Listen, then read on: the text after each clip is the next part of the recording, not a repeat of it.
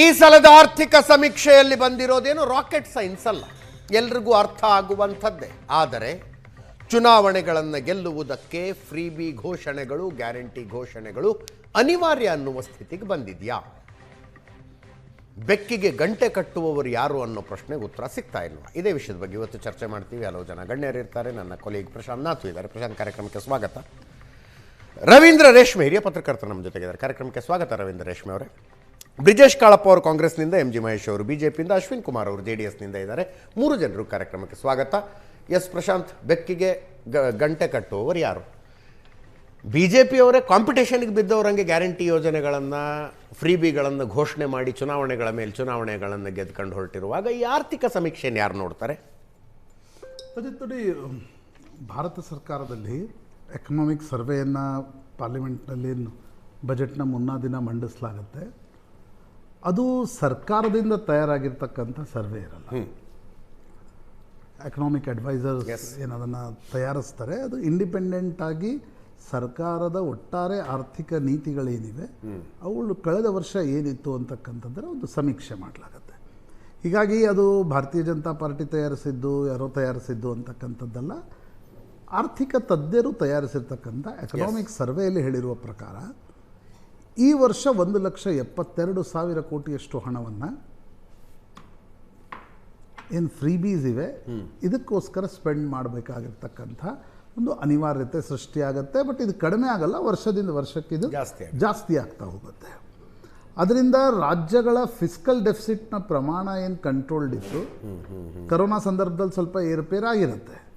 ಆದರೆ ಅದಾದ ನಂತರವೂ ಕೂಡ ಈಗ ರಾಜ್ಯಗಳ ಫಿಸ್ಕಲ್ ಡೆಫಿಸಿಟ್ನ ಪ್ರಮಾಣ ಏರಿಕೆ ಆಗ್ತಿದೆ. ಅದು ಕೇವಲ ಈಗ ಕಾಂಗ್ರೆಸ್ ಸರ್ಕಾರದ ರಾಜ್ಯಗಳು, BJP ಸರ್ಕಾರದ ರಾಜ್ಯಗಳು ಅಂತಕ್ಕಂಥದ್ದಲ್ಲ. ಬಹುತೇಕ ರಾಜ್ಯಗಳಲ್ಲಿ ಈ ಫ್ರೀ ಎಕನಾಮಿಕ್ ಸರ್ವೆ ಏನು ಹೇಳ್ತಿದೆ, ಶಾರ್ಟ್ ಟರ್ಮ್ನಲ್ಲಿ ನೀವು ಈ ಕ್ಯಾಶ್ ಟ್ರಾನ್ಸ್ಫರ್ಸ್ಗಳನ್ನು ಏನು ಕೊಡ್ತೀರಿ ಇವು ಹೆಲ್ಪ್ ಮಾಡ್ತವೆ ಶಾರ್ಟ್ ಟರ್ಮಲ್ಲಿ. ಬಟ್ ಲಾಂಗ್ ಟರ್ಮ್ನಲ್ಲಿ ನೀವು ಇದನ್ನು ನಿಯಂತ್ರಿಸದೇ ಹೋದರೆ, ಈಗ ಆರ್ಥಿಕ ತಜ್ಞರು ಪೂರ್ತಿ ಅಂದರೆ ಈಗ ನೀವೊಂದು ಕ್ಯಾಪಿಟಲಿಸ್ಟ್ ಆರ್ಥಿಕ ತಜ್ಞರಿದ್ದರೆ ಏನೂ ಕೊಡಬೇಡಿ ಅಂತಕ್ಕಂಥದ್ದು ಹೇಳ್ತಾರೆ.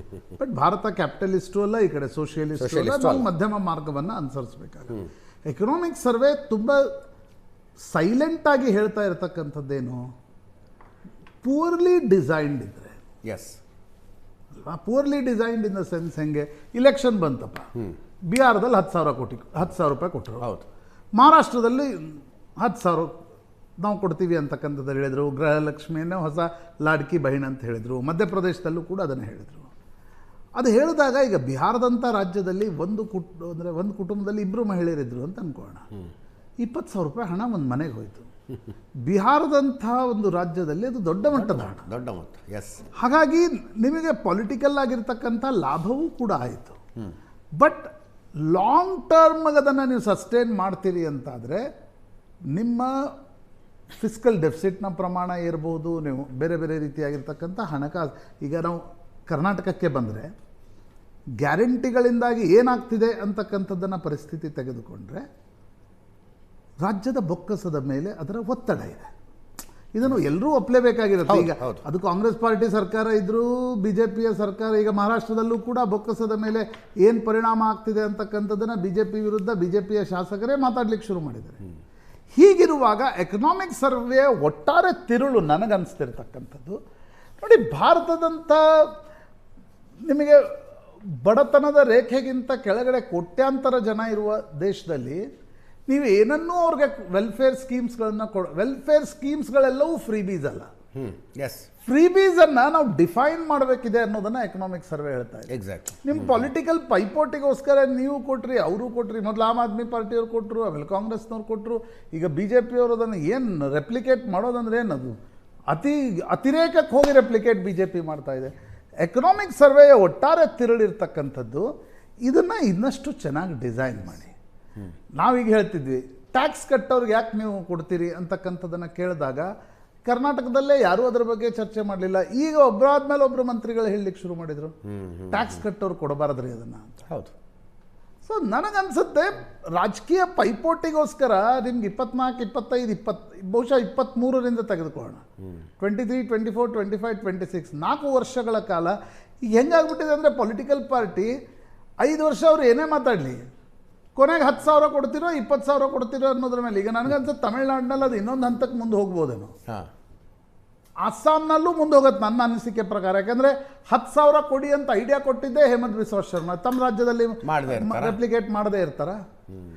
ಆ ಕಾರಣದಿಂದ ನನಗನ್ಸುತ್ತೆ ಅಜಿತ್, ಬಡವರಿಗೆ ಕೊಡಬಾರ್ದು ಅನ್ನೋದನ್ನು ಯಾರೂ ಕೂಡ ಹೇಳಲಿಕ್ಕೆ ಸಾಧ್ಯ ಇಲ್ಲ. ನಾನು ಹೇಳಿದೆ ಅಲ್ವಾ, ಅಂತಾರಾಷ್ಟ್ರೀಯ ಆರ್ಥಿಕ ತಜ್ಞರು ಅನ್ಸ್ಕೊಂಡಿರ್ತಕ್ಕಂಥವ್ರು ಕೆಲವು ಕ್ಯಾಪಿಟಲಿಸ್ಟ್ಗಳು ಹೇಳ್ಬೋದೇನೋ, ವರ್ಲ್ಡ್ ಬ್ಯಾಂಕ್ನಲ್ಲಿ ಕೆಲಸ ಮಾಡಿ ಬಂದಿರ್ತಾರೆ, ಏನನ್ನೂ ಕೊಡಬಾರ್ದು ಅಂತಕ್ಕಂಥದ್ದನ್ನು ಹೇಳ್ಬೋದೇನೋ. ಬಟ್ ಭಾರತದಂಥ ದೇಶದಲ್ಲಿ ನೀವು ಎಲ್ಲೋ ಒಂದು ಕಡೆ ಸುವರ್ಣ ಮಧ್ಯಮವನ್ನು ಸಾಧಿಸಬೇಕಾಗಿದೆ. ಕೊಡದೇ ಇಲ್ಲ ಅನ್ನೋದು ಒಂದು ಭಾಗ, ಕೊಡ್ತೀವಿ ಎಲ್ಲರಿಗೂ ಕೊಡ್ತೀವಿ, ಓಟ್ ಹಾಕ್ರಿ ನಮ್ಗೆ ಕೊಡ್ತೀವಿ ಕೊಡ್ತೀವಿ ಕೊಡ್ತೀವಿ ಅಂತ ಹೇಳ್ತಾ ಹೋದರೆ ನಿಮ್ಮ ಬೊಕ್ಕಸದ ಮೇಲೆ ಪರಿಣಾಮ ಬೀರುತ್ತೆ, ಅದು ಲಾಂಗ್ ಟರ್ಮ್ ಆಗಿರುತ್ತೆ ಅನ್ನೋದನ್ನು ಎಕನಾಮಿಕ್ ಸರ್ವೆ ಹೇಳ್ತಾ ಇದೆ. ಹೈ ಟೈಮ್ ಅವರ್ ಎಲ್ಲ ರಾಜಕೀಯ ಪಕ್ಷಗಳು ಶುಡ್ ಅಂಡರ್ಸ್ಟ್ಯಾಂಡ್ ದಿಸ್. ಕರ್ನಾಟಕದಲ್ಲಿ BJP-ಯವರು ಇದನ್ನು ವಿರೋಧಿಸ್ತಾರೆ, ಮಹಾರಾಷ್ಟ್ರದಲ್ಲಿ ನಾವು ಮಾಡಿ ಸರಿ ಅಂತಾರೆ. ರವೀಂದ್ರ ರೇಷ್ಮೆ ಅವರೇ, 2019 ಲೋಕಸಭಾ ಚುನಾವಣಾ ಸಂದರ್ಭದಲ್ಲೇ ರಾಹುಲ್ ಗಾಂಧಿಯವರು ಶುರು ಮಾಡಿದ್ದಕ್ಕೆ ಪ್ರಾಸ್ತಾವಿಕವಾಗಿ ನ್ಯಾಯ ಅನ್ನೋ ಒಂದು ಪರಿಕಲ್ಪನೆ ಮುಂದಿಟ್ಟರು. ಆ ನ್ಯಾಯ ಅನ್ನೋ ಪರಿಕಲ್ಪನೆಗೆ ಮೂಲ ಪ್ರೇರಣೆ ಸಿಕ್ಕಿದ್ದು ಸದರ್ನ್ ಕ್ಯಾಲಿಫೋರ್ನಿಯಾ ಯೂನಿವರ್ಸಿಟಿ ಬರ್ಕ್ಲಿ ಕ್ಯಾಂಪಸ್ಲಿರೋ ಭಾರತೀಯ ಸಂಜಾತ ಆರ್ಥಿಕ ತಜ್ಞ ಪ್ರಣಬ್ ಬರ್ದಾನ್ ಅಂತ. ಪ್ರಣಬ್ ಬರ್ದಾನ್ ಅವ್ರ ಪ್ರಕಾರ ಈಕ್ವಾಲಿಟಿ ಆಫ್ ಇನ್ಕಮ್ಗಿಂತ ಈಕ್ವಾಲಿಟಿ ಆಫ್ ಆಪರ್ಚುನಿಟಿ ಭಾಳ ಮುಖ್ಯ ಅಂತ. ಸೊ ಆದಾಯದ ಸಮಾನತೆಗಿಂತ ಅವಕಾಶಗಳ ಸಮಾನತೆ ಭಾಳ ಮುಖ್ಯ. ಅವಕಾಶಗಳು ಅಂತಂದ್ರೆ ಭೂಮಿಯ ಸಮಾನ ಹಂಚಿಕೆ, ಶೈಕ್ಷಣಿಕ ಸೌಲಭ್ಯಗಳು, ಆರೋಗ್ಯ ಸೌಲಭ್ಯಗಳು, ವಸತಿ ಸೌಲಭ್ಯಗಳು, ಮೂಲಭೂತ ಸೌಕರ್ಯಗಳು ಭಾಳ ಮುಖ್ಯ ಅಂತ ಹೇಳ್ತಾರೆ ಅವರು. ಅದಕ್ಕೆ ಅವರು ಯೂನಿವರ್ಸಲ್ ಬೇಸಿಕ್ ಇನ್ಕಮ್ ಅಂತ ಒಂದು ಕಾನ್ಸೆಪ್ಟ್ ಪ್ರಪೋಸ್ ಮಾಡಿಬಿಟ್ರು. Irrespective of their family income, ಅವರು ಆದಾಯ ಎಷ್ಟೇ ಇರಲಿ ಎಲ್ಲ ಕುಟುಂಬಗಳಿಗೆ ವರ್ಷಕ್ಕೆ ಒಂದು 10,000 ರೂಪಾಯಿ ಕೊಟ್ಬಿಡ್ಬೇಕು, ಅಂದರೆ ತಿಂಗಳಿಗೆ 1,000 ರೂಪಾಯಿ ಕೊಡ್ತಾ ಹೋಗಬೇಕು ಅಂತ ಪ್ರತಿಪಾದಿಸಿದ್ರು. ನಮ್ಮ ಆಮ್ ಆದ್ಮಿ ಪಕ್ಷದ ಅರವಿಂದ್ ಕೇಜ್ರಿವಾಲ್ ಅವರು ದಿಲ್ಲಿಯಲ್ಲಿ ಮೊದಲನೇ ಬಾರಿಗೆ ಅದು ಫ್ರೀ ಇದು ಫ್ರೀ ಅಂತ ಶುರು ಮಾಡಿದ್ರು. ವಿದ್ಯುತ್ ಫ್ರೀ, ಮೆಟ್ರೋ ಪ್ರಯಾಣ ಫ್ರೀ ಇತ್ಯಾದಿ ಶುರು ಮಾಡಿದ್ರು, ವಾಟರ್ ಸಪ್ಲೈ ಫ್ರೀ ಅಂತ. ದಿಲ್ಲಿ ಅದೇ ಹಾಗೆ ನಮ್ಮ ಕರ್ನಾಟಕದಿಂದ ದೊಡ್ಡ ದೊಡ್ಡ ರಾಜ್ಯಗಳದು ಮಾದರಿ ಆಗಲಿಕ್ಕೆ ಸಾಧ್ಯ. ದಿಲ್ಲಿ ಅನ್ನೋ ಒಂದು ವೈಭವೀಕೃತ ಮಹಾನಗರ ಪಾಲಿಕೆ. ಅವ್ರಿಗೆ ನೋಡ್ರಿ, ಕೃಷಿ ಇಲಾಖೆ ಇಲ್ಲ, ಅರಣ್ಯ ಇಲಾಖೆ ಇಲ್ಲ, ಗ್ರಾಮೀಣಾಭಿವೃದ್ಧಿ ಇಲಾಖೆ ಇಲ್ಲ, ನೀರಾವರಿ ಇಲಾಖೆ ಇಲ್ಲ, ವಿದ್ಯುತ್ ಇಲಾಖೆ ಇಲ್ಲ, ಯಾವುದೂ ಇಲ್ಲ. ಆಮೇಲೆ ಸುಮಾರು 80% ಜನ ತೆರಿಗೆದಾರರಿದ್ದಾರೆ ದಿಲ್ಲಿ ಮಹಾನಗರ ಪಾಲಿಕೆಯಲ್ಲಿ. ಅದು ನಮ್ಗೆ ಹೆಂಗೆ ಅನುಕರಣೀಯ ಮಾದರಿ ಆಗುತ್ತೆ? ಮಾದರಿ ಆಗೇ ಬಿಡ್ತು. 2023 ಚುನಾವಣೆ ಬರ್ತಿರೋಂಗೆ ಉಚಿತ, ಖಚಿತ, ನಿಶ್ಚಿತ ಅಂತ ಕರ್ನಾಟಕ ಪ್ರದೇಶ ಕಾಂಗ್ರೆಸ್ ಅಧ್ಯಕ್ಷರು ಅದ್ಭುತವಾಗಿ ಘೋಷಣೆ ಮಾಡಿಬಿಟ್ರು. ಆಮೇಲೆ ಭಾರತಕ್ಕೆ ಸ್ವಾತಂತ್ರ್ಯ ಬಂದಾಗಿನಿಂದ ಯಾವತ್ತಾದರೂ ಮಹಿಳಾ ಮತ್ತು ಮಕ್ಕಳ ಇಲಾಖೆ ಮಕ್ಕಳ ಕಲ್ಯಾಣ ಇಲಾಖೆಗೆ 36,000 ಕೋಟಿ ವಾರ್ಷಿಕ ಅಲೋಕೇಶನ್ ಬಂದು ಇದೇ ಫಸ್ಟ್ ಟೈಮ್ ಅಂತ ಕಾಣುತ್ತೆ. ಅದು ಬಂದ್ಮೇಲೆ ಶುರುವಾಗಿಬಿಡ್ತು. ಸ್ಪರ್ಧಾತ್ಮಕವಾದ ಒಂದು ಜನರಂಜನೆ, ಇದು ಜನಪ್ರಿಯತೆ ಅಲ್ಲ, ಇದು it's not competitive popularity, competitive populism. ನೀವು 2,000 ಕೊಡ್ತೀರಾ, ನಾವು 2,500 ಕೊಡ್ತೀವಿ, ನಾವು 10,000 ಕೊಡ್ತೀವಿ ಅಂತ ಈ ಥರದ ಸ್ಪರ್ಧೆ ಶುರುವಾಗಿಬಿಡುತ್ತೆ ಕೊನೆಗೆ ಅಲ್ಟಿಮೇಟ್ಲಿ. ಅಂದರೆ ನೀವು ಆಮೇಲೆ ಏನು ಮಾಡ್ತಾರೆ, ಈಗ ಮೊನ್ನೆ ಇದಕ್ಕೆ ಅಂತ ಬಂತಪ್ಪ ರಾಮ್ಜಿ ಬಂದ್ಬಿಡ್ತು, ನೀವು 40% ಬರೆಸ್ಬೇಕು ಅಂತಂದಾಗ ನಮಗೆ 2,000 ಕೋಟಿ ಹೆಚ್ಚುವರಿ ಹೊರೆ ಬರುತ್ತೆ ಅಂತ ಮಾತಾಡೋಕೆ ಶುರು ಮಾಡಿಬಿಟ್ರು.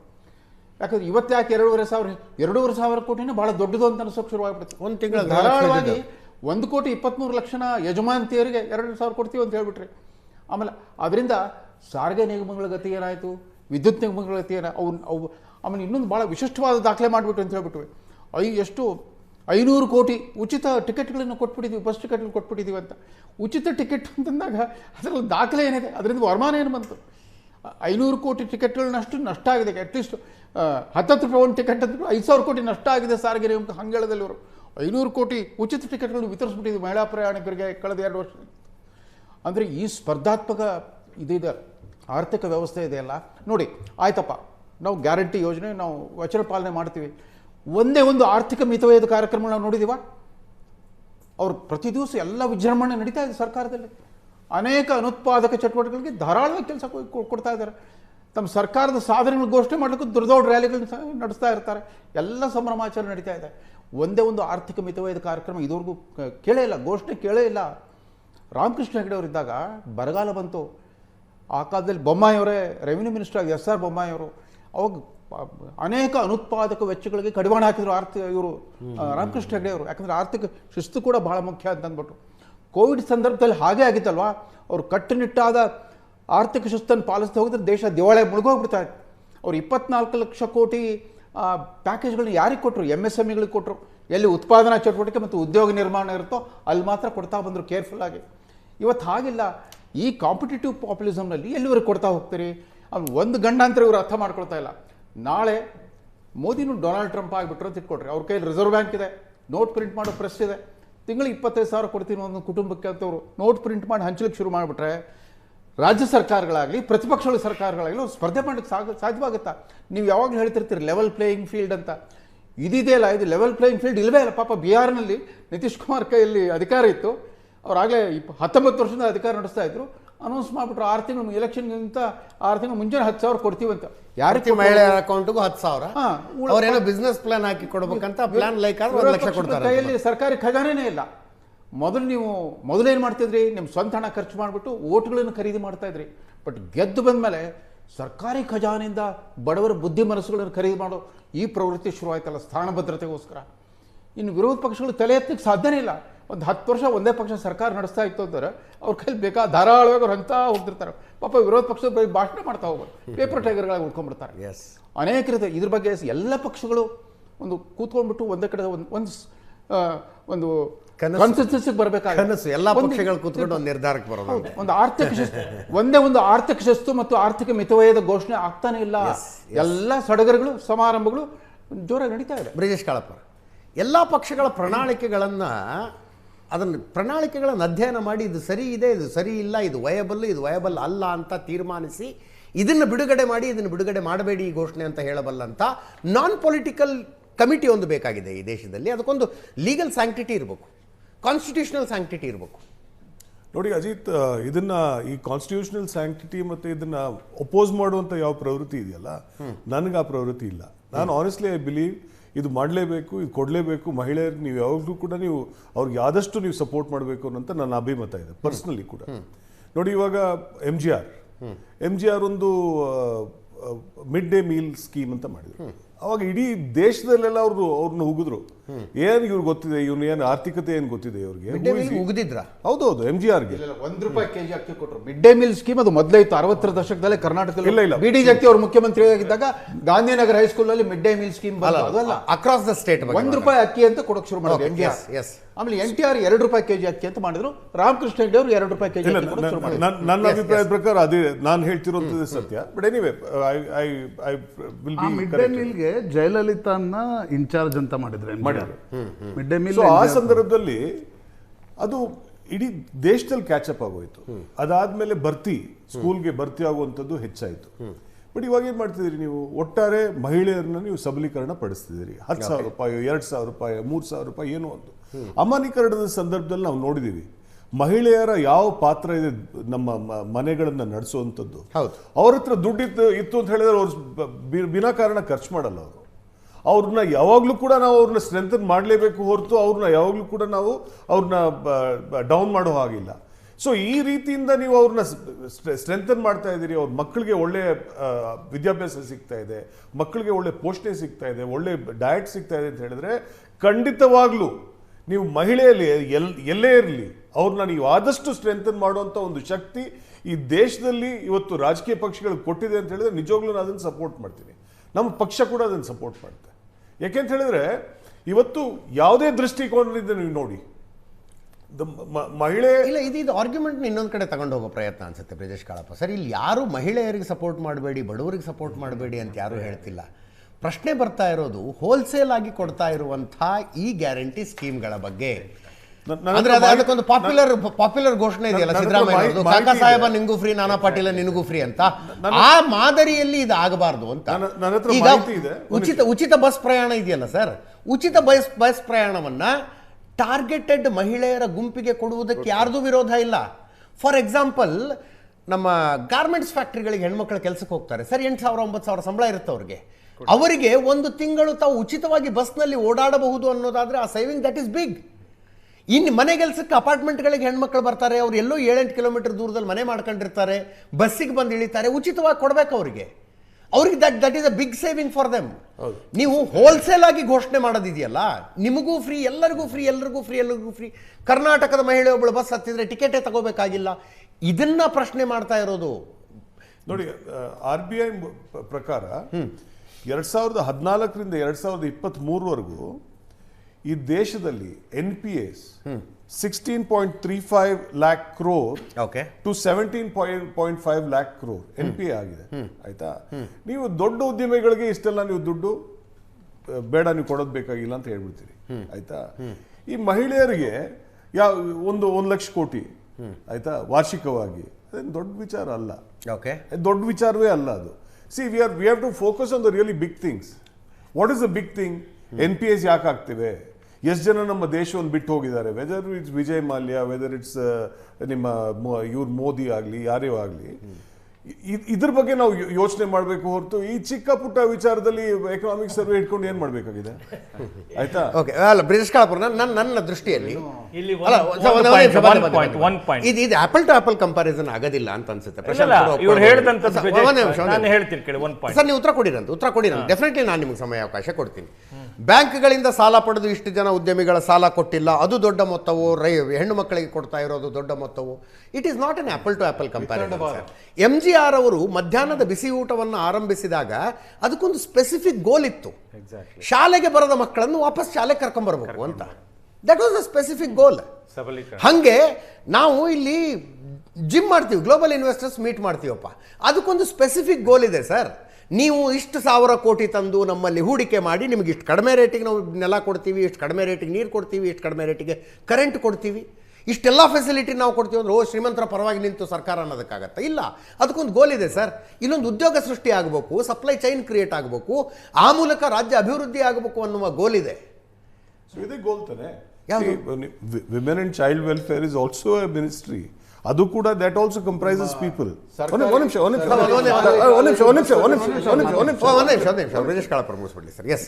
That also comprises a group of people. That is almost 50% of the population. ಹೌದು. ಆಯ್ತಾ? ಆ ಗೋಲ್ನ ನಾವು ಪಕ್ಕಕ್ಕೆ ಇಟ್ಬಿಟ್ಟು ಇಲ್ಲ ಇವ್ರಿಗೆ ಕೊಡುವಂಥದ್ದು ಸರಿ ಇಲ್ಲ ಅಥವಾ ಇದು ದಿಸ್ ಇಸ್ ಗೋಲ್ ಲೆಸ್ ಅನ್ನುವಂಥದ್ದು ಅದು ಎಷ್ಟು ಸರಿ ನನ್ಗೆ ಗೊತ್ತಾಗೋದಿಲ್ಲ. Goal-less ಅಂತ ಒಂದು ನಿಮಿಷ ಎವ್ರಿ ಪ್ರೋಗ್ರಾಮ್ ಅಂದ್ರೆ ಶ್ರೀಮಂತ ಮಹಿಳೆಯರಿಗೂ ಕೊಟ್ಟರು ನಡೆಯುತ್ತೆ ಅಂತ. ಅಲ್ಲ, ಶ್ರೀಮಂತ ಮಹಿಳೆಯರಿಗೂ ಕೊಟ್ಟರು ಕೂಡ ನಾನು that is a different argument entirely. ಅಲ್ಲ, ಶ್ರೀಮಂತ ಮಹಿಳೆಯರು ಎಷ್ಟು ಜನ ಇದ್ದಾರೆ, ಟ್ಯಾಕ್ಸ್ ಪೇಯರ್ಸ್ ಎಷ್ಟು ಜನ ಇದ್ದಾರೆ, ಅವೆಲ್ಲ ಯೋಚನೆ ಮಾಡಿದ್ರೆ ಇಟ್ಸ್ ಹಾರ್ಡ್ಲಿ ಎನಿಥಿಂಗ್. ಅಲ್ಲ, ನಾನು this is my basic principal is, ಎರಡು ವಿಚಾರದಲ್ಲಿ ಮಹಿಳೆಯರು ಈ ದೇಶಕ್ಕೆ ನಿಜವಾಗ್ಲೂ ದರ್ಶನ ಕೊಟ್ಟಿದ್ದಾರೆ. ಒಂದು, ಅಮನೀಕರಣದ ಸಂದರ್ಭದಲ್ಲಿ ಗಂಡನ ಹತ್ರ ಏನು ದುಡ್ಡಿಲ್ಲ ಅಂದ್ರೂ ಕೂಡ ಅವಳು ಎಲ್ಲಿಂದೋ ಪಾಪ ದುಡ್ಡು ಕೊಟ್ಟಿದ್ದಾರೆ. ಎಸ್, ಒಂದು ಸಂದರ್ಭ. ಎರಡನೇದು, ಕೋವಿಡ್ ಟೈಮಲ್ಲಿ ಅವಳು ಎಲ್ಲಿಂದ ಪಾಪ ಕೂಡಿಟ್ಲು, ಎಲ್ಲಿಂದಲೋ ತಂದು ಕೊಟ್ಲು. She was a big saviour for every family. ಆಯ್ತಾ? ಸೊ ಇವಾಗ ನೀವು ಈ ಪ್ರತಿಯೊಂದು ಸ್ಕೀಮು, BJP ಸ್ಕೀಮೇ ಆಗಲಿ, 10,000 ರೂಪಾಯಿ ಸ್ಕೀಮೇ ಆಗಲಿ, ಅಥವಾ ಕಾಂಗ್ರೆಸ್ ಪಕ್ಷದ 2,000 ರೂಪಾಯಿ ಸ್ಕೀಮೇ ಆಗಲಿ, ಯಾವುದು BJP scheme once in a life time 10,000 ರೂಪಾಯಿ. ಆಯ್ತಾ? ಬಟ್ ಇದು ಪ್ರತಿ ತಿಂಗಳು ನೀವು 2,000 ರೂಪಾಯಿ ಕೊಡುವಂಥದ್ದು, according to me this is very good. ಇದು ಆಗಲೇಬೇಕು. ಮಹಿಳೆಯರಿಗೆ ನೀವು ಹೇಗೆ ಇದ್ರೂ ಕೂಡ ನೀವು ಯು ಆರ್ ಸ್ಟ್ರೆಂಥನಿಂಗ್ ದೆಮ್. ಜೊತೆಗೆ ಒಂದು ಫ್ಯಾಮಿಲಿ ಸೆಟಪ್ ಅಲ್ಲಿ ಇವಾಗ ತುಂಬ ಜನ ಕುಡಿಯೋ ಅಭ್ಯಾಸ ಇರುತ್ತೆ.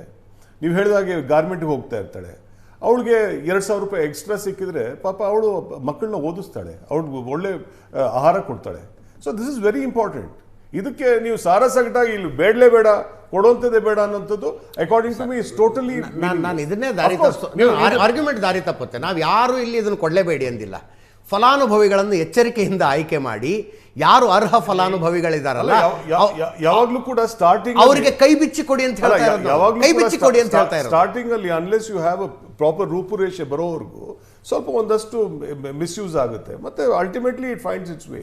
ಸರ್, ರೂಪುರೇಷೆ ಬರೋವರೆಗೂ ಮಿಸ್ಯೂಸ್ ಆಗುತ್ತೆ. ಆರ್ಗ್ಯುಮೆಂಟ್ನ for the sake of argument ಒಪ್ಕೊಳ್ಳೋಣ. 2.5 ವರ್ಷ ಆಯಿತು ಸರ್ ಸರ್ಕಾರ ಬಂದು 6 ತಿಂಗಳಿಂದ ಹೇಳ್ತಾ ಇದ್ದೀನಿ ಫಲಾನುಭವಿಗಳ ಪಟ್ಟಿ ಪರಿಷ್ಕರಣೆ ಮಾಡಿ, ಸರ್ಕಾರದ ಮೇಲಿರುವ ಭಾರ ಕಡಿಮೆ ಆಗುತ್ತೆ, ಫಲಾನುಭವಿಗಳ ಪಟ್ಟಿ ಪರಿಷ್ಕರಣೆ ಮಾಡಿ, ಯಾರು ಆರ್ಥಿಕವಾಗಿ ಚೆನ್ನಾಗಿದ್ದಾರೆ ಕೊಡಬಾರ್ದು ಅಂತಾನೆ ಸರ್.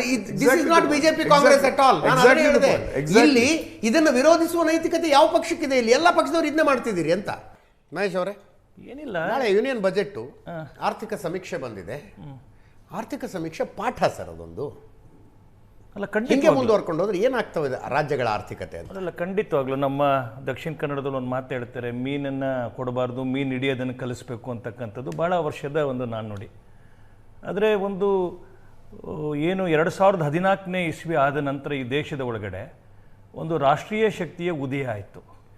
ಅದನ್ನು ಹೇಗಾದರೂ ಮಾಡಿ ಅದನ್ನು ಡಿಸ್ಮ್ಯಾಂಟಲ್ ಮಾಡಬೇಕು ಅಂತೇಳಿ ಯಾವುದೋ ಒಂದೆರಡು ರಾಜ್ಯಗಳಿಗೆ, ಏನು ಬ್ರಿಜೇಶ್ವರ್ ಹೇಳ್ದಂಗೆ ತಮಿಳುನಾಡು ಇಲ್ಲೆಲ್ಲ ಈ ಥರದ್ದೆಲ್ಲ ಫ್ರೀ ಬೀಸ್ ಎಲ್ಲ ಇದ್ದಂಥದ್ದು, ಹೇಗಾದರೂ ಮಾಡಿ ಬೇರೆ ರಾಜ್ಯಗಳಲ್ಲಿ ಮೋದಿಯವರನ್ನ ಕಟ್ಟಾಕಬೇಕು ಅನ್ನೋವಂಥ ಒಂದೇ ಉದ್ದೇಶಕ್ಕೆ ಹೊರಟಂಥ ಒಂದು ಪ್ರಕ್ರಿಯೆ ಒಳಗಡೆ ಇವತ್ತು ಕೂಡ ನಾವು ಸಹ ಅದರಲ್ಲಿ ಇರೋವಂಥದ್ದು ಕೂಡ ಒಂದು ಅನಿವಾರ್ಯತೆ ಈ ದೇಶದ ಒಳಗಡೆ ನಿರ್ಮಾಣ ಆಗಿರುವಂಥ ಅಂಶ. ಆದರೆ ನಾವು ಯಶಸ್ಸಾಗಿದ್ದೀವ ನೋಡಿ. ಏನು ಸಂವಿಧಾನದ ಆಶೆ ಇತ್ತು, ಪಾವರ್ಟಿ 28% ಪಾವರ್ಟಿ ಇತ್ತು. ನಮ್ಮ ಯಶಸ್ವಿ ಆಡಳಿತದ ಕಾರಣಕ್ಕೋಸ್ಕರ ಇವತ್ತು ನಾವು ಹತ್ತತ್ರ ಈ ದೇಶದ ಒಳಗಡೆ 25 ಕೋಟಿ ಜನರನ್ನು ಬಡತನ ರೇಖೆಗಿಂತ ಆಚೆ ಕರ್ಕೊಂಬರುವಂಥದ್ರಲ್ಲಿ ಯಶಸ್ವಿ ಆದ್ವಿ ಅಂತೇಳಿ ಅಂತ. ಅಂದರೆ ಒಂದು ಕಾಲಮಿತಿ ಒಳಗಡೆ ಒಂದು ಸರ್ಕಾರದ ಏನು ಉದ್ದೇಶ,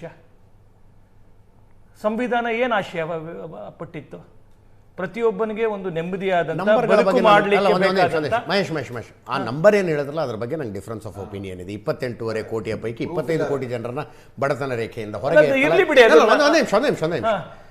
ಈ ಅವಧಿಯಲ್ಲಿ ಅತಿ ಹೆಚ್ಚು ಜನ ಕಡು ಬಡತನದಿಂದ ಹೊರಗೆ ಬಂದರು. IMFನ ರಿಪೋರ್ಟ್ ಇದೆ, ಅದು ನಾನು ಒಪ್ಕೊಳ್ತೀನಿ.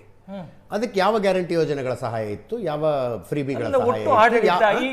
ಈಗ ಪ್ರಶ್ನೆ ಇರ್ತಕ್ಕಂಥದ್ದು, ಇದು ಯಾಕೆ ಈ 75 ವರ್ಷ ಆದ ನಂತರನೂ ಕೂಡ ಕೊಡಬೇಕಾದಂತ ಅನಿವಾರ್ಯತೆ?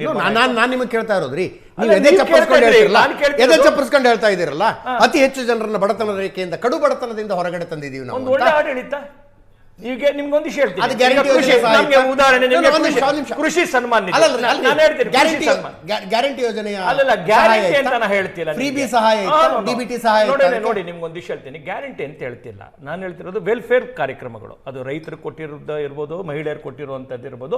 ಏನು ವೆಲ್ಫೇರ್ ಯೋಜನೆಗಳಿದೆ ಅದರಿಂದ ಸಹಜವಾಗಿ ನಮ್ಮ ಕಣ್ಣು ಮುಂದೆ ರಿಫ್ಲೆಕ್ಟ್ ಆಗ್ತಿದೆ. ಒಂದ್ ನಿಮಿಷ ಹಾಗಾದ್ರೆ ಈ ಅನಿವಾರ್ಯತೆ ಯಾಕೆ ಸೃಷ್ಟಿ ಆಯ್ತು? ನೀವು ಬೇಸಿಕಲಿ ಪ್ರಶ್ನೆ ಎಲ್ಲಿಗೆ ಬರಬೇಕು ಅಂದ್ರೆ ಒಂದ್ ನಿಮಿಷ ಸರ್, ಒಂದ್ ನಿಮಿಷ ಸರ್, ಹೇಳ್ಬೇಕು. ಒಂದು ದೇಶ 75 ವರ್ಷ ಆದ ನಂತರ ಕೂಡ ಒಂದು ಹೆಣ್ಣು ಮಗಳಿಗೆ ಫ್ರೀ ಟಿಕೆಟ್ ಕೊಡುವಂತ ಅನಿವಾರ್ಯತೆ ಯಾಕೆ ನಿರ್ಮಾಣ ಆಯ್ತು ಸರ್? ಎಲ್ಲಿ ಹಾಗಾದ್ರೆ 75 ವರ್ಷ ಆಡಳಿತ ಮಾಡಿರೋದ್ರಲ್ಲಿ ಎಲ್ಲಿ ವೈಫಲ್ಯ ಆಗಿರ್ತಕ್ಕಂಥದ್ದು? ಅಲ್ಲ, 11 ವರ್ಷ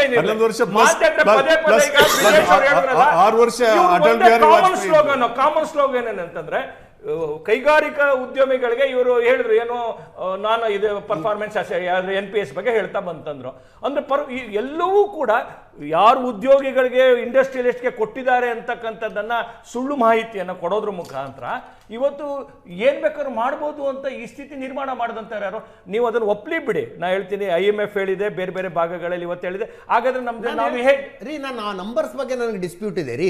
ಅತಿ ಹೆಚ್ಚು ಜನ ಕಡು ಬಡತನದಿಂದ ಹೊರಗಡೆ ಬಂದ್ರು ಅನ್ನೋದ್ರ ಬಗ್ಗೆ ನನ್ನ ಡಿಸ್ಪ್ಯೂಟ್ ಇರೋದು. ನಾನು ಹೇಳ್ತಾ ಇರೋದು, ಇಷ್ಟು ಜನರನ್ನ ಕಡು ಬಡತನದ ರೇಖೆಯಿಂದ ಹೊರಗಡೆ ಯಾವುದೇ ಗ್ಯಾರಂಟಿ ಯೋಜನೆ, ಹೋಲ್ಸೇಲ್ ಆದ ಫ್ರೀ ಯೋಜನೆ ಇಲ್ಲದೆ ತರಬಹುದು ಅನ್ನೋದಾದ್ರೆ, ಮಹಾರಾಷ್ಟ್ರದಲ್ಲಿ ಅದನ್ನ ಯಾಕೆ ಮಾಡಿದ್ರಿ, ಬಿಹಾರದಲ್ಲಿ ಅದನ್ನ ಯಾಕೆ ಮಾಡಿದ್ರಿ, ಮಧ್ಯಪ್ರದೇಶದಲ್ಲಿ ಅದನ್ನ ಯಾಕೆ ಮಾಡಿದ್ರಿ? ನೀವು ನೋಡಿ, ನೀವು ಕೇಳಿದಂತ ಪ್ರಶ್ನೆ ಅನಿವಾರ್ಯ ರಾಜಕೀಯ ಕೆಲವು ಬೆಳವಣಿಗೆಗಳು ದೇಶದಲ್ಲಿ ಆಗ್ತವೆ.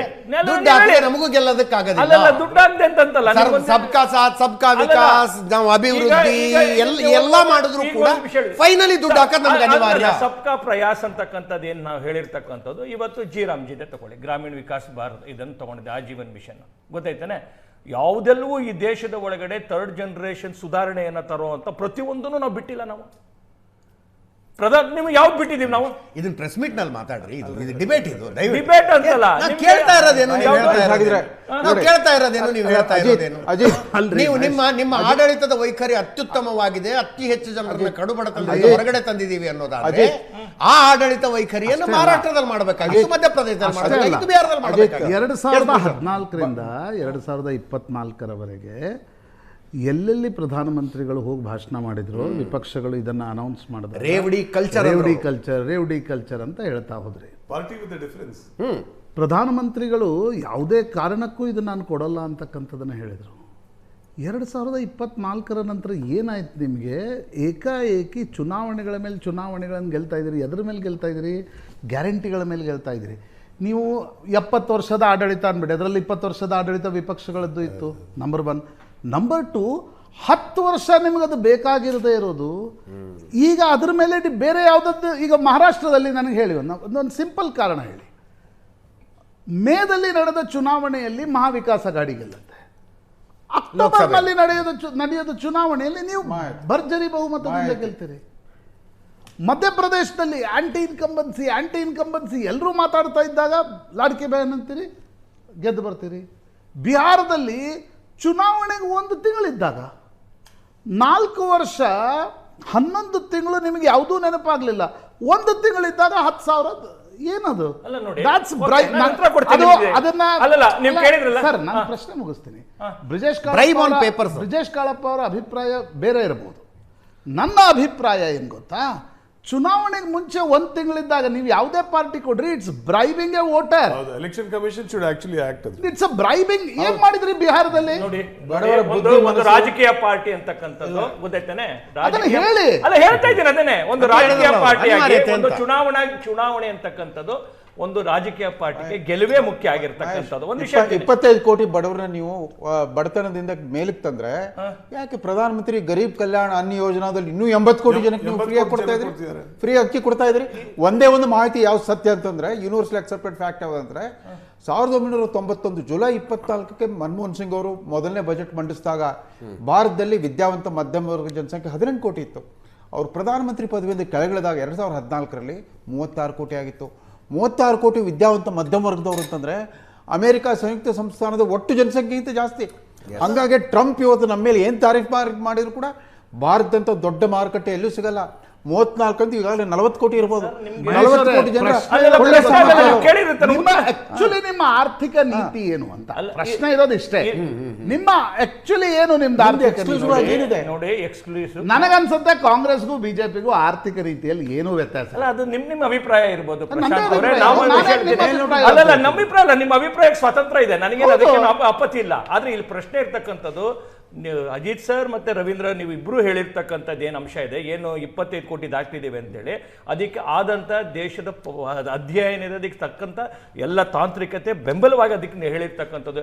ಏನು ಇಲ್ಲದೆ, ಬಡತನ ಇಲ್ಲದೆ ಇಷ್ಟೊಂದು ದೊಡ್ಡ ಪ್ರಮಾಣದ ಡಿಜಿಟಲ್ ಟ್ರಾನ್ಸಾಕ್ಷನ್ ಆಗ್ಬಿಡತ್ತಾ? ಅಲ್ರಿ, ಆಯ್ತ್ರಿ, ನನ್ನ ಪ್ರಶ್ನೆಗೆ ಉತ್ತರ ಆಗ್ಬಿಡತ್ತಾ? ಕೊಡಿ. ಈ ಕಾನ್ಫಿಡೆನ್ಸ್ ನಲ್ಲಿರೋರು ನಿಮ್ಗೆ ಹೇಳ್ತೇನೆ ಕೇಳಿ. ಯಾಕೆ ಫ್ರೀಬಿಯ ಮಾರ್ಗ ಮಹಾರಾಷ್ಟ್ರದಲ್ಲಿ ಬೇಕಾಯ್ತು, ನಿಮಗೆ ಒಂದು ದೇಶದಲ್ಲಿ ಬಿಹಾರದಲ್ಲಿ ಬೇಕಾಯ್ತು, ಮಧ್ಯಪ್ರದೇಶದಲ್ಲಿ ಬೇಕಾಯ್ತು? ಚುನಾವಣಾ ರಾಜಕೀಯದ ಒಳಗಡೆ ಏನೆಲ್ಲರೂ ನಮ್ಮ ಪ್ರತಿಸ್ಪರ್ಧಿಗಳು ಅಂತ ಭಾವಿಸಿರ್ತೀವಿ ನಾವು, ಅದರ ಮಧ್ಯದ ಒಳಗಡೆ ಕೆಲವೊಂದು ಸತಿ ಈ ತರದ ಅನಿವಾರ್ಯ ನಿರ್ಮಾಣ ಆಗುವಂತದ್ದು ಸಹಜ ಕೂಡ. ಅದು ಎಲ್ಲಿ ಅಟ್ ದಿ ಕಾಸ್ಟ್ ಅಲ್ಲ, ಎಲ್ಲಿ ಅವ್ರಿಗೆ ಆರ್ಥಿಕ ಶಕ್ತಿ ಇರುತ್ತೆ, ಎಲ್ಲಿ ಆರ್ಥಿಕ ಶಕ್ತಿ ಇರುತ್ತೆ ಆ ರಾಜ್ಯಗಳು ನಿಮ್ಗೆ ಸಾಲ ಮಾಡಿ ನಾವೆಲ್ಲ ಕೊಟ್ಟಿದ್ದೀವಿ. ಬಿಹಾರದ ಏನ್ ಆರ್ಥಿಕ ಶಕ್ತಿ ಇದೆ? ಬಿಹಾರದ ಏನ್ ಆರ್ಥಿಕ ಶಕ್ತಿ? ಮಹಾರಾಷ್ಟ್ರದಲ್ಲಿ ಕೊಟ್ಟಿದ್ದೀವಿ, ಹಾಸಿಗೆ ಇದ್ದಷ್ಟು ಕಾಲ್ ಚಾಚಬೇಕು ಅಂತ. ಬಿಹಾರದಲ್ಲಿ ಏನ್ ಆರ್ಥಿಕ ಶಕ್ತಿ ಇತ್ತು? ಏನ್ ಕಡಿಮೆ ಇದೆ? ಎಲ್ಲಿಂದ ಸಾಲ ತಗೊಂಡ್ ಮಾಡಿದ್ದೀವಿ ನಾವು? ಬಿಹಾರ ಈಗ ನಿಮ್ಗೊಂದು ವಿಷಯ ಹೇಳ್ತೀನಿ, ಬಿಹಾರದ ಬಿಹಾರದಲ್ಲಿ ನೀವು ಹೆಣ್ಣು ಮಕ್ಕಳ ಅಕೌಂಟ್ಗೆ 10,000 ಹಾಕೋದಕ್ಕೆ ನಾವು ಕರ್ನಾಟಕದವ್ರು ಟ್ಯಾಕ್ಸ್ ಕೊಟ್ಟಿದ್ದೀವಿ. ಕರ್ನಾಟಕದ ದುಡ್ಡಲ್ಲಿ ಸಿದ್ದರಾಮಯ್ಯ ಎಲ್ಲೆಲ್ಲಿ ಸಶಕ್ತ ಇದೆ, ಎಲ್ಲೆಲ್ಲಿ ನಮ್ಮ ಹತ್ರ ಆ ತರದ ಅವಕಾಶಗಳಿದೆ, ಆ ಒಂದು ರಾಜ್ಯಗಳಲ್ಲಿ ಅವರಿಗೆ ಆ ಸಂಪನ್ಮೂಲವನ್ನು ಕೊಡುವಂತ ಸಾಮರ್ಥ್ಯ ಇರ್ತಕ್ಕಂಥದ್ದು ಆ ರಾಜ್ಯಗಳಲ್ಲಿ ಇವತ್ತಿನ ಪರಿಸ್ಥಿತಿ ರಾಜಕೀಯ ಅನಿವಾರ್ಯತೆ ಕೊಟ್ಟಿದ್ದು ನೆನಪುಂಟ 2015ರಲ್ಲಿ ಇದು ಬಿಹಾರ ನರೇಂದ್ರ ಮೋದಿ ಅವರು ಒಂದು ಸ್ಪೆಷಲ್ ಪ್ಯಾಕೇಜ್ ಚುನಾವಣೆ ಸಂದರ್ಭದಲ್ಲಿ ಆರ್ಥಿಕ ಶಕ್ತಿ ಕರ್ನಾಟಕ ಮಹಾರಾಷ್ಟ್ರ ನೀವ್ ಯಾಕೆ ಈ ತರ ಹೇಳ್ತೀವಿ ಉಲ್ಟಾ? ಹಾಗಾದ್ರೆ ನಮ್ ದೇಶ ಹೇಗೆ ಈಗ ಪ್ರಗತಿ ಆಯ್ತು? ಅಲ್ರಿ, ಪ್ರಗತಿ ಆಗಿಲ್ಲ ಅಂತ ಯಾರು ಹೇಳ್ತಾ ಇದ್ದಾರೆ? ನಿಮ್ಗೆ ಇಂಪಾರ್ಟೆಂಟ್ ಈಸ್ ನಿಮ್ಮ ಆರ್ಥಿಕ ನೀತಿ ಏನು ಅಂತ ಅಷ್ಟೇ. ಪ್ರಗತಿ ಆಗಿ ಈಗ ನೀವು ಬಡತನ ರೇಖೆಗಿಂತ ಕಡು ಬಡತನ ರೇಖೆಗಿಂತ ಜನ ಕೋಟ್ಯಾಂತರ ಜನ ಮೇಲ್ ಬಂದಿದ್ದಾರೆ ಅನ್ನೋದು ನನ್ನ ರಿಪೋರ್ಟ್ ಅಲ್ಲ, ಅದು IMF ರಿಪೋರ್ಟ್ ಅಲ್ವಾ? ಅದನ್ನು ಒಪ್ತೀವಿ. ಪ್ರಶ್ನೆ ಇರೋದು ನಿಮ್ಮ ಆರ್ಥಿಕ ನೀತಿ ಏನು ಅಂತ. ಇನ್ನೊಂದು ಸರ್ ಬಹಳ ಸ್ಪಷ್ಟ ಇದೆ ನಮ್ಮ ಆರ್ಥಿಕ ನೋಡಿ ಸರ್, ನಾವು ಅವ್ರಂದಾಗ ರೌಡಿ ಕಲ್ಚರ್, ನೀವಂದಾಗ ಇಲ್ಲಿ ಕೇಳಿ ಸರ್, ಅನಿವಾರ್ಯತೆ. ಅನಿವಾರ್ಯತೆ ಅಂತಲ್ಲ, ನಮ್ಮ ಇವತ್ತು ನಾವು ಹೊರಟಿರ್ತಕ್ಕಂಥವು ಎಲ್ಲವೂ ಕೂಡ ಆತ್ಮನಿರ್ಭರತೆ ಕಡೆ ಹೋಗ್ಬೇಕು. ಭಾರತ ಯಾವುದರಲ್ಲಿ ಅಂತ ಎಲ್ಲ ರಂಗಗಳಲ್ಲೂ ಆತ್ಮನಿರ್ಭರತೆ ಕಡೆ ಹೋಗ್ಬೇಕು ಅಂತ ನಾವು ಸಾಧಿಸಿ ತೋರಿಸಿದ್ವಲ್ಲ ಸರ್. ನಾವು ನೀವು ಪ್ರಶ್ನೆ 100 ಏನ್ ಬೇಕಾದ್ರೆ ಮಾಡಿ, ಉತ್ತಮ ಶಬ್ದಗಳು, ಉತ್ತಮ ಯಾವ್ದು ಆತ್ಮನಿರ್ಭರತೆ ಕಡೆ ಆಗಿಲ್ಲ, ಉತ್ತಮ ಶಬ್ದಗಳು, ಉತ್ತಮ ಆರ್ಗ್ಯುಮೆಂಟ್ ಕಟ್ಟದೆ. ಹಾಗಾದ್ರೆ ದೇಶ ಪರಿವರ್ತನೆ ಆಗಿಲ್ವಾ? ಬದಲಾವಣೆ ಆಗಿಲ್ವಾ? ಇವತ್ತು ಡಿಫೆನ್ಸಿನ ಮ್ಯಾನುಫ್ಯಾಕ್ಚರಿಂಗ್ ಇರ್ಬೋದು, ಇವತ್ತು ಗತಿಶಕ್ತಿ ದೇಶ ಇವತ್ತು ಇಷ್ಟು ದೊಡ್ಡ ವಿಕಾಸ ಆಗಿರೋದು. ನಾವು ಕೇಳ್ತಾ ಇರೋದೊಂದು, ನೀವು ಹೇಳ್ತಾ ಇರೋದೊಂದ್ರಿ, ನಾನು ದೇಶದ ಪ್ರಗತಿ ಅದ್ರ ವಿಷಯ ಅಲ್ಲ ಮಾತಾಡ್ತಾ ಇರೋದು, ಬಡತನ ರೇಖೆಯಿಂದ ಜನ ಹೊರಗೆ ಬಂದಿರೋದ್ರ ವಿಷಯ ಮಾತಾಡ್ತಾ ಇರೋದಲ್ಲ. ಆತ್ಮನಿರ್ಭರದ ಬಗ್ಗೆನೂ ಅಲ್ಲ. ಈ ಈ ಈ ಬಂದಿರುವ ಆರ್ಥಿಕ ಸಮೀಕ್ಷೆಯ ಬಗ್ಗೆ ನಿಮ್ಮ ಅಭಿಪ್ರಾಯ ಏನು? ನಿಮ್ಮ ಪಕ್ಷದ ಸ್ಟ್ಯಾಂಡ್ ಏನು ಹೇಳಿ ನನಗೆ. ಆರ್ಥಿಕ ಸಮೀಕ್ಷೆಯಲ್ಲಿ ಯಾವ ಎಚ್ಚರಿಕೆಯನ್ನು ಕೊಡಲಾಗಿದೆಯೋ ಆ ಎಚ್ಚರಿಕೆಯ ಬಗ್ಗೆ ಸರ್, ಯಾವುದು ಕೂಡ ಅಧಿಕಸ್ಯ ಅಧಿಕಂ ಅಮೃತಂ ವಿಷಂ ಅಂತ ಹೇಳ್ತಾರೆ. ಯಾವುದು ಕೂಡ ಎಲ್ಲೇ ಮೀರಿ ಹೋಗುವಂಥದ್ದು ಕೂಡ ಒಂದು ದೇಶಕ್ಕೆ ಸಮಾಜಕ್ಕೆ ಒಳ್ಳೇದಲ್ಲ. ಆ ಎಲ್ಲ ಯಾವುದು ಅನ್ನೋದನ್ನ ನಾವು ಬಿಜೆಪಿ ಅವರು ನಿರ್ಧಾರ ಮಾಡ್ತೀವಿ ಅಂತಾರೆ ಅವರು. ಅಲ್ಲಲ್ಲ, ಅದು ನಮ್ಗೆ ಸ್ವತಂತ್ರ ಆ ಇದೆ. ಗೆರೆ ನಾವು ಹಾಕ್ತೀವಿ. ನಾನು ಇದನ್ನ ದಾಟಿದ್ರೆ ಅಧಿಕಸ್ಯ ಮಾತ್ರ- ಅಧಿಕಂ ಅಧಿಕಸ್ಯ ಅಧಿಕಂ ಅಮೃತನೂ ವಿಷ ಆಗತ್ತೆ. ಯಾವುದೂ ಕೂಡ ಅಶ್ವಿನ್ ಒಂದು ಗೌಡ್ರೆ, ಸಮಾಜಕ್ಕೆ ಒಳ್ಳೇದಲ್ಲ. ಅಶ್ವಿನ್ ಗೌಡ್ರೆ, ಮಿತ್ರ ಪಕ್ಷದವ್ರು ಮಾತಾಡಿ. ರೇಷ್ಮೆ ಸರ್ ಮಾತಾಡಿದ್ರೆ ನಮ್ಗೆ ಅಷ್ಟೇ ಸಾಕು, ಯಾಕಂದರೆ ಸ್ಟೋರಿಗಳು ಹೇಳ್ತಿರ್ತೀರ ಸರ್. ಅಜಿತ್ ಸರ್, ಈ ಆರ್ಥಿಕ ಶಿಸ್ತಿನ ಬಗ್ಗೆ ಏನಾದರೂ ತಿಳ್ಕೊಬೇಕಂದ್ರೆ ಈಗ ನಾವು ಏನೋ ಎಕ್ಸ್ಪರ್ಟ್ ಇದು ಅಂತ ಹೇಳೋದೇ ಬೇಡ.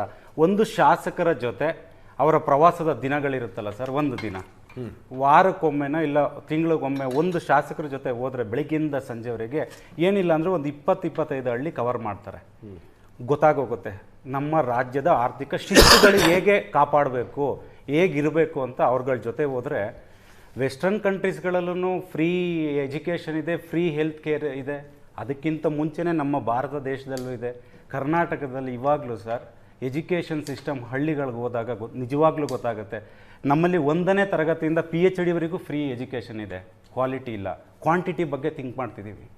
ಇವತ್ತು ಪ್ರಾಥಮಿಕ ಸಮುದಾಯ ಆರೋಗ್ಯ ಕೇಂದ್ರಗಳಿದೆ ಸರ್, ಫ್ರೀ ಇದೆ. ಅಲ್ಲಿಗೆ ಡಾಕ್ಟರ್ಸ್ಗಳು ಹೋಗ್ತಿಲ್ಲ, ದುಡ್ಡು ಸಿಗಲ್ಲ, ದುಡ್ಡು ಬರಲ್ಲ, ಎಕ್ವಿಪ್ಮೆಂಟ್ಸ್ಗಳಿಲ್ಲ ಅಂತ. ನಿಜವಾಗ್ಲೂ ಇದು ಕಟ್ಟು ಸತ್ಯ ಸರ್. ಇದು ಈ ಆರ್ಥಿಕ ಸ್ಥಿತಿ ಸರಿ ಇಲ್ಲ ಕರ್ನಾಟಕದಲ್ಲಿ. ಸಾಲದ ಹೊರೆ ಹೆಚ್ಚಿಗೆ ಮಾಡ್ತಿದ್ದಾರೆ. ಅನುದಾನ ಯೋಜನೆಗಳಿಗೆ ಅನುದಾನ ಕೊಡಲಿಕ್ಕೆ ಅವ್ರ ಹತ್ರ ಹಣ ಇಲ್ಲ. ಇಲಾಖಾವಾರು ಹಣ ಬಿಡುಗಡೆ ಮಾಡಲಿಕ್ಕೆ ಇಲ್ಲ ಅಂತ ನಾವು ವಿರೋಧ ಪಕ್ಷಗಳು ಕಾಂಗ್ರೆಸ್ನ ಕೇಳ್ತಿದ್ದಾರೆ. ಕಾಂಗ್ರೆಸ್ ಅವರ ಆನ್ಸರ್ ಹೇಗಿದೆ ಅಂದರೆ ಸರ್, ಯಾವುದೋ ಒಂದು ಸ್ವೀಟ್ ಅಂಗಡಿನೋ ಬೇಕ್ರಿ ಹತ್ರ ನಾವು ಹೋಗ್ಬಿಟ್ಟು ಗ್ರಾಹಕರು ಎಲ್ಲ ತಗೊಳ್ತಿರ್ತಾರೆ, ಕೊನೆಗೆ ಇದು ಫ್ರೆಶ್ ಅಂತ ಅಂತಾರೆ. ಅವರು ಅಂಗಡಿ ಓನರ್ಗಳು ಇಲ್ಲ ಕೊಳ್ತೋಗಿದೆ, ಇಲ್ಲ ನಾರ್ತಾ ಇದೆ, 3 ದಿನ ಆಗಿದೆ, 4 ದಿನ ಅಂತ ಹೇಳ್ತಾರೆ, ಫ್ರೆಶ್ ಅಂತ ಹೇಳ್ತಾರೆ. ಅಂಥ ಪರಿಸ್ಥಿತಿ ಬಂದಿದೆ ಸರ್. ನೀವೇನೇ ಕೇಳಿ, 2025 ಫೆಬ್ರವರಿ 22 ಮತ್ತು ಜನವರಿ 21ನೇ ತಾರೀಕು ಸಮೀಕ್ಷೆಗಳು, ನಾನು ಹೋದ ವರ್ಷದ ಹೇಳ್ತೀನಿ, ಹಲವಾರು ಆರ್ಥಿಕ ಸಮೀಕ್ಷೆಗಳು ಹೇಳುತ್ತೆ ಗ್ಯಾರಂಟಿ ಯೋಜನೆಯಿಂದ ಹೇಗೆ ಹೊಡೆತ ಬೀಳ್ತಾ ಇದೆ, ಯೋಜನೆಗಳಿಗಿಲ್ಲ. ರೇಷ್ಮೆ ಸರ್ ಮಾತಾಡ್ಬೇಕಾದ್ರೆ ಅವಕಾಶಗಳ ಸಮಾನತೆ ಅಂತಿತ್ತು. ಹಿಂದೆ ಇದೇ ಹೆಗಡೆಯವರ ಕ್ಯಾಬಿನೆಟ್ಟಲ್ಲಿ ದೇವೇಗೌಡರು ಸರ್ ಲಾಸ್ಟ್ ವಿಧಾನಸಭಾ ಚುನಾವಣೆ ಸಂದರ್ಭದಲ್ಲಿ ಕುಮಾರಸ್ವಾಮಿ ಅವರು ಒಂದು ಯಾತ್ರೆ ಮಾಡಿದ್ರಲ್ಲ, ಪಂಚರತ್ನ. ಅದರಲ್ಲಿ ಏನು ಅನೌನ್ಸ್ಮೆಂಟ್ ಇರಲಿಲ್ವಾ? ಸರ್, ಜಾರಿಗೆ exactly, ತರೋದಕ್ಕೆ good ನಿಮ್ಗೆ point, ಅವಕಾಶ sir. ಸಿಗಲಿಲ್ಲ. Good point, sir. Ajit sir. ನಿಮ್ಮ ಪಕ್ಷದ ನೀತಿ ಆದ್ರೂ ಇದು ಇವ್ರ ವಿರುದ್ಧ ಇದೆಯಾ? Exactly good point sir, exactly correct ಪಾಯಿಂಟ್ಗೆ ಬಂದ್ರಿ ಸರ್. ಹೇಗೆ ಅವಕಾಶಗಳ ಸಮಾನತೆ ಅಂತ ನಾನು ಹೇಳ್ತಿದ್ದೆ, ಈ ಪಂಚರತ್ನ ಯೋಜನೆಗಳಲ್ಲಿ ಸರ್ ಫ್ರೀ ಬಿ ಅನ್ನೋದನ್ನ ಕುಮಾರಣ್ಣ ಅವರು ತಲೆಯಿಂದನೇ ತೆಗೆದಿದ್ರು. ಏನಕ್ಕೆ ಅಂತ ಅಂದರೆ ಸರ್, ಆ ಕುಮಾರಣ್ಣ 2019 ಮೊದಲನೇ ಬಾರಿಗೆ ಮುಖ್ಯಮಂತ್ರಿ ಆಗಬೇಕಾದ್ರೂ 60,000 ಕೋಟಿ 70,000 ಕೋಟಿ ಸಾಲ ಮನ್ನಾ ಇದೆ ಅಂತ ಆರ್ಥಿಕ ಸಮೀಕ್ಷೆಗಳು, ಆರ್ಥಿಕ ತಜ್ಞರು ಹೇಳಬೇಕಾದ್ರೆ ಅದನ್ನು 1 ವಾರ ಅದನ್ನು ಅಧ್ಯಯನ ಮಾಡಿ ಆರ್ಥಿಕ ತಜ್ಞರನ್ನು ಕೂರಿಸಿ ಕೊನೆಗೆ ಅದು 40,000 ಕೋಟಿ ಚಿಲ್ಲರೆವರೆಗೆ ಬಂತು, ಸಾಲ ಮನ್ನಾ ಮಾಡಿದ್ರು. ಹೇಗೆ? 1 ರೂಪಾಯಿ ರಾಜ್ಯದವರು ಕಟ್ಟಂತ ಜನಸಾಮಾನ್ಯರು ಕಟ್ಟ ತೆರಿಗೆ ಮೇಲೆ ಎಫೆಕ್ಟ್ ಆಗಬಾರ್ದು, ಆದಾಯದ ಮೂಲ ಕಂಡುಕೊಂಡ್ರು, ಹೇಗೆ ಅದನ್ನು ಕ್ರೋಢೀಕರಿಸ್ಬೇಕಂತ ಹೇಳಿ ಕುಮಾರಣ್ಣವ್ರು ಸಾಲ ಮನ್ನಾ ಮಾಡಿದ್ರು. ಹಾಗೆ ಪಂಚರತ್ನ ಯೋಜನೆಗಳಲ್ಲಿ ಅಜಿತ್ ಸರ್, ಫ್ರೀ ಎಜುಕೇಷನ್ ಅಂತ ಈಗ ನಾನು ಹೇಳದ್ನಲ್ಲ ಸರ್, ಫ್ರೀ ಹೆಲ್ತ್ ಅಂತ ಹೇಳದ್ನಲ್ಲ ಸರ್, ಸಬಲೀಕರಣ ಅಂತ ಹೇಳದ್ನಲ್ಲ ಸರ್, ಇದಕ್ಕೆ ನಾವು ಮಾಡೋದು ಕರೆಕ್ಟ್, ಉಳಿದವರು ಮಾಡೋದು ತಪ್ಪು. ಇಷ್ಟೇ ಆರ್ಗ್ಯುಮೆಂಟ್ ಬೇಸಿಕ್. ನಾವು ಮಾಡೋದು ಕರೆಕ್ಟ್, ಉಳಿದವರು ಮಾಡೋದು ತಪ್ಪು. ಸರ್ ಅದು ಏನಕ್ಕೆ ಗೊತ್ತಾ ಸರ್, ಅವಕಾಶಗಳ ಸಮಾನತೆ ನೋಡಿ. ಅದೇ ಹೆಗಡೆಯವ್ರ ಹತ್ರ, ದಿವಂಗತ ಹೆಗಡೆಯವ್ರ ಹತ್ರ ದೇವೇಗೌಡರು ಹೋಗ್ಬಿಟ್ಟು ಕೇಳ್ತಾರೆ ಸರ್, ನನಗೆ ಭದ್ರಾ ಅಪ್ಪರ್ ಪ್ರಾಜೆಕ್ಟ್ಗೆ ಕಾವೇರಿ ಜಲಾನಯ ಅಭಿವೃದ್ಧಿ ಇದಕ್ಕೆ ನನಗೆ ಹಣ ಬೇಕು, ರಿಲೀಸ್ ಮಾಡಿ ಅಂತ. ಸೇಮ್ ಒಂದೇ, ಅವರಿಬ್ಬರು ಕ್ಲೋಸ್ ಫ್ರೆಂಡ್ಗಳು, ಸನ್ಮಾನ್ಯ ದೇವೇಗೌಡರು ಹೆಗಡೆಯವರು. ಆದರೆ ಇವತ್ತು ಅಂತ ಸಚಿವರು ಕರ್ನಾಟಕದಲ್ಲಿ ಇಲ್ಲ. ಏನಕ್ಕೆ? ಗ್ಯಾರಂಟಿ ಯೋಜನೆಗಳಂತ ಹೆಸರಿಲ್ಲ, ಫ್ರೀಬಿಗಳು ಅಂತ ಹೇಳ್ತಾ ಇರೋದು. ಆರ್ಥಿಕ ಸಮೀಕ್ಷೆಯಲ್ಲಿ ರಾಜ್ಯಗಳ ಆರ್ಥಿಕತೆಯನ್ನು ದಾರಿ ತಪ್ಪಿಸ್ತಾ ಇದ್ದಾವೆ. ಫಿಸಿಕಲ್ ಡೆಫಿಸಿಟ್ ಜಾಸ್ತಿ ಆಗ್ತಾ ಇದೆ, ಆರ್ಥಿಕ ಶಿಸ್ತು ಹಾಳಾಗ್ತಾ ಇದೆ ಅಂತ ಆರ್ಥಿಕ ಸಮೀಕ್ಷೆ ಹೇಳ್ತಾ ಇದೆ. ಅವ್ರು ಹೇಳ್ತಿರ್ತಾರೆ, ಕೇಳಿಸ್ಕೊಳ್ಳೋರು ಯಾರು ಅಂತ. ಪ್ರಶಾಂತ್, ಜುಡಿಷಿಯರಿ ಇಂಟರ್ಫಿಯರ್ ಆಗೋದಕ್ಕೊಂದು ಹೈ ಟೈಮ್ ಬಂದಿದೆಯಾ? ಗೊತ್ತಿಲ್ಲ. ಈಗ Brijesh Kalappa is a lawyer, I am not a lawyer, but ನನಗನ್ಸುತ್ತೆ ಎಕ್ಸಿಕ್ಯೂಟಿವ್ ತೆಗೆದುಕೊಳ್ತಕ್ಕಂಥ ನಿರ್ಣಯ ಅಲ್ಲ, ರಾಜಕೀಯ ಪಕ್ಷಗಳ ನಿರ್ಣಯ, ನಾನು ಪ್ರಣಾಳಿಕೆಗಳ ವಿಷಯದಲ್ಲಿ, ರಾಜಕೀಯ ಘೋಷಣೆಗಳ ವಿಷಯ. ಈಗ freedom of speech and expression ಇರತಕ್ಕಂಥ ಸಂದರ್ಭದಲ್ಲಿ ನಾನು ಇದನ್ನು ತಂದು ನಾನು ಆಡಳಿತ ನಡೆಸ್ತೀನಪ್ಪ ಅಂತ ಒಂದು ಯಾರಾದರೂ ಕಾನ್ಫಿಡೆನ್ಸ್ ಮಾಡ್ತಾರೆ, ಕೋರ್ಟ್ಗಳು ಹೆಂಗೆ ತಡಿಲಿಕ್ಕಾಗತ್ತೆ?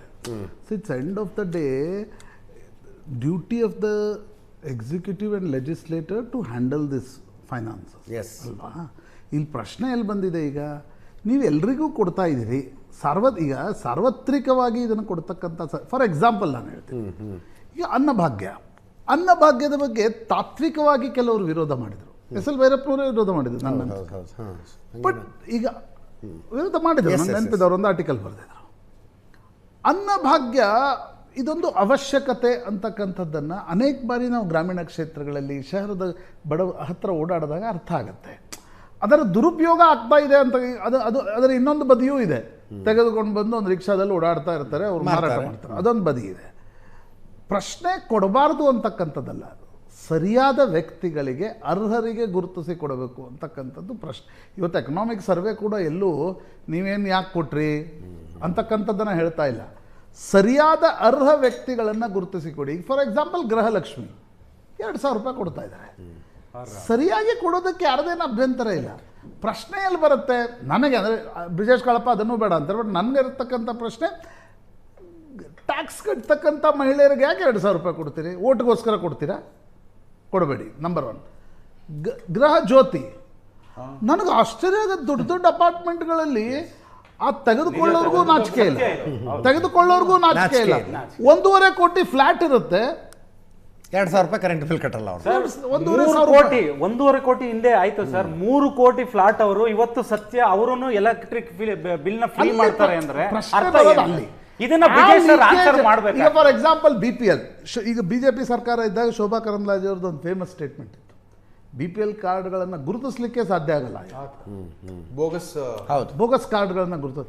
ಸೊ ನೀವು ಗ್ಯಾರಂಟಿಗಳನ್ನು ಕೊಡಬೇಕಾದ್ರೆ ನಿಮ್ಮ ಪ್ರೀ ರಿಕ್ವಿಸಿಟ್ ಅದು, ನೀವು ಅದನ್ನು ಎಂಡ್ ಆಫ್ ದ ಡೇ ನಾವು ಸರಿ ಮಾಡ್ತೀವಿ ಅಂತ ಹೋಗಲಿಲ್ಲ ಅಂತಂದರೆ ಅದು ಆಮೇಲೆ ನೋಡಿ, ಇದು ಚುನಾವಣೆ ಅಂತಾರೆ, ಒಂದು ಚುನಾವಣೆಯಲ್ಲಿ ಹೆಲ್ಪ್ ಮಾಡ್ತಿದೆ ಅಷ್ಟೇ ರೀ. ಹೌದು, ನೆಕ್ಸ್ಟ್ ಚುನಾವಣೆಗೆ ಹೋಗಿ ನೀವು ಗ್ಯಾರಂಟಿ, ಮೊನ್ನೆ ಯಾರೋ ಮಾತಾಡಿದ್ರು ಗ್ಯಾರಂಟಿ ಯೋಜನೆಗಳು ವರ್ಕ್ ಆಗ್ತವೆ ಅಂದ್ರೆ ಜಗನ್ ಇನ್ನೊಂದ್ಸಲ ಗೆದ್ದು ಬಿಡ್ತಿದ್ರು ಅಂತ. ಅಜಿತ್ ಸರ್ ಆನೆ ಕೊಟ್ಟಿದ್ದಾರೆ ಸರ್, ನಿಜವಾಗ್ಲೂ ಆನೆ ಕೊಟ್ಟು ಇವರು ಗೆದ್ದಿದ್ದಾರೆ ಸರ್. ಇನ್ನೊಂದು ಪ್ರಾಣಿ ಹುಡುಕ್ಬೇಕು ಸರ್ ಬೇರೆ ಪಕ್ಷದವರು, ಆ ಪರಿಸ್ಥಿತಿ ಕಾಂಗ್ರೆಸ್ ಅವರು ತಂದಿಟ್ಟಿದ್ದಾರೆ. ಇವಾಗ ಮಹೇಶ್ ಅವ್ರು ಚೆನ್ನಾಗಿ ಹೇಳಿದ್ರು, ಇಷ್ಟು ಕಡು ಬಡತನದಿಂದ ಇಷ್ಟು ದೊಡ್ಡ ಪಾಪ್ಯುಲೇಷನ್ ಹೊರಡೆ ತೆಗೆದಿದ್ದೀರಿ ಅಂತ. ಅದಕ್ಕೆ ಮೇನ್ ರೀಸನ್ ಅಂತ ಹೇಳಿದ್ರೆ MGNREGA. ನೀವು ಅದನ್ನು ಒಪ್ತಿರೋ ಬಿಡ್ತಿರೋ ಅದು ಬೇರೆ ಪ್ರಶ್ನೆ. Main reason is MGNREGA. ನಮ್ಮ ಟೈಮಲ್ಲಿ 14 ಕೋಟಿ ಜನರನ್ನು ನಾವು ತೆಗೆದ್ವಿ. ಇವಾಗ ಇವ್ರು ಕ್ಲೇಮ್ ಮಾಡ್ತೀವಿ 28 ಅಂತ, ಅದು ಎಷ್ಟು ಅಂತ ಗೊತ್ತಿಲ್ಲ. ಬಟ್ ಡೆಫಿನೆಟ್ಲಿ MGNREGA ಒಂದು ದೊಡ್ಡ ಪಾತ್ರ ಇದೆ ಅದರಲ್ಲಿ. ಅದೇ ಆಯಿತಾ. ಈ ಡೈರೆಕ್ಟ್ ಯಾವ ಒಂದು ನಿಮಗೆ ಫಲಾನುಭವಿಗಳಿಗೆ ನೀವು ಮುಟ್ಟುವಂಥ ಯಾವುದೇ ಒಂದು ಸ್ಕೀಮ್ ಇದ್ರೂ ಕೂಡ ಲೈಕ್ MGNREGA, ಅದು ಖಂಡಿತವಾಗ್ಲೂ ಅದು ದೇಶದ ಆರ್ಥಿಕತೆಯನ್ನು ಒಂದು ಸುಧಾರಣೆ ಮಾಡುತ್ತೆ ಅದು, ಆಯ್ತಾ. ಆಮೇಲೆ ಇಲ್ಲಿ ಕೂಡ ಮಾಡಿದ ಕಂಪ್ಯಾರಿಸನ್ಗಳು ಯಾವುದು ಒಂದಕ್ಕೊಂದು ಕಂಪೇರ್ ಆಗಲ್ಲ. MGNREGA ಒಬ್ಬ ಮನುಷ್ಯ ದುಡಿಯುವುದು ಕಡ್ಡಾಯ, ದುಡಿದ್ರೆ ಅವನಿಗೆ ಆ ದುಡ್ಡು ಕೊಡ್ತೀರಿ. ಇಲ್ಲಿ ಮಕ್ಕಳಿಗೆ ಮಧ್ಯಾಹ್ನದ ಬಿಸಿ ಊಟ ಮಗು ಶಾಲೆಗೆ ಬಂದ್ರೆ ಸಿಗುತ್ತೆ. ಅನ್ಕಂಡೀಷನಲ್ ಆಗಿ ಏನೂ ಕೊಡುವುದು ಬೇಡ, ಎಲ್ಲರಿಗೂ ಕೊಡುವುದು ಬೇಡ. ಲೋಕನೀತಿ CSDS ಸರ್ವೆ ಬಂದಿತ್ತು ಸೆಪ್ಟೆಂಬರ್ ಆಫ್ 2025. ಅದರಲ್ಲಿ ಹೇಳಿದೆ, Lokniti CSDS survey said that ಕರ್ನಾಟಕದ ಯಾವ ಫಲಾನುಭವಿಗಳು ಯಾರಿದ್ದಾರೆ ಈ 2,000 ವಿಚಾರದಲ್ಲಿ 100% ತುಂಬಾ ಅನುಕೂಲ ಆಗಿದೆ. ಪರ್ಟಿಕ್ಯುಲರ್ಲಿ ಈ ಟ್ರೈಬಲ್ ಗ್ರೂಪ್ಸ್ ಅಲ್ಲಿ ತುಂಬಾ ಅನುಕೂಲ ಆಗಿದೆ. ಗ್ಯಾರಂಟಿ ಸರಿ ಇದೆ ಅಂತಾರೆ, ಬಿಡಿ ಸರ್.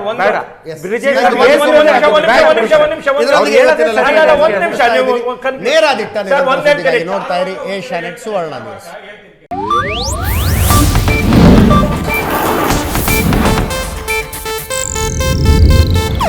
ಇದು ಏಷ್ಯಾನೆಟ್ ನ್ಯೂಸ್ ನೆಟ್ವರ್ಕ್ ಪ್ರಸ್ತುತಿ.